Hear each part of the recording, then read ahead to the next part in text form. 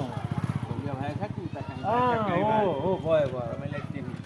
कुन कारने भयो भन्नुहोस् न ए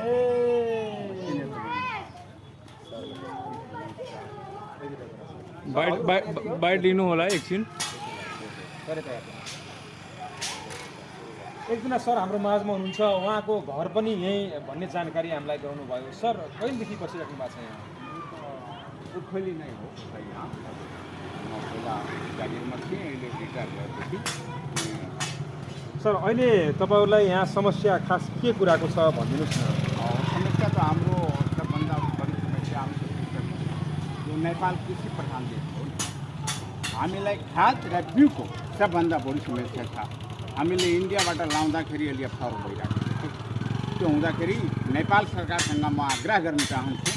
खाद र बिउको व्यवस्था नेपाल सरकारले गर्नुपर्छ शान्ति सुरक्षाको अवस्था कस्तो रहेको छ शान्ति सुरक्षाको अवस्था अब ठिकै देखिरहेको छ अहिले योभन्दा पहिला जुन त थियो चलिरहेको लेकिन हाल हेर्दाखेरि अहिले ठिक छ अब केही सामान चाहियो होइन घराइसी सामानका लागि इन्डिया जाने गर्नुभएको छ हो जान्छौँ कति सामानको सामानहरू लिएर सामान त हामी आवश्यकता अनुसार ल्याउँछौँ हामी त बिजनेस पर्पज गर्ने मान्छे होइन आफ्नो चाहिँ जुन घरमा खपत हुन्छ खपत गर्ने हिसाबले ल्याइराखेको छौँ हामीले कसैले डिस्टर्ब गरेको छैन खरडी जनपद होइन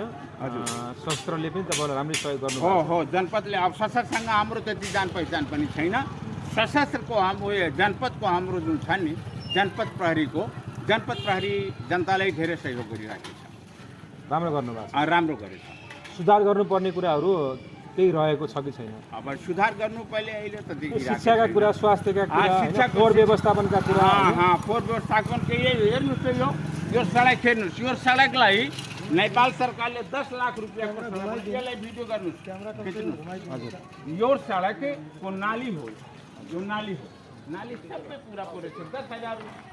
लाख रुपियाँको यो सडकको भिडियो चाहिँ मर्मत भएको अवस्था यस्तो छ मान्छे स्थानीय तह यशोधरा गाउँपालिका वडाले केही गरेको छैन यहाँ वडाले केही पनि गरेको छैन वडाले गर्नुपर्ने हो नि स्थानीयता हो स्थानीयताको निकायमा वडा कार्यालय आउँछ वडा कार्यालयले जुन बजेट छुट्याउँछ त्यो बजेटभन्दा केही पर्सेन्ट चाहिँ यो सडकलाई राख्नुपर्छ नि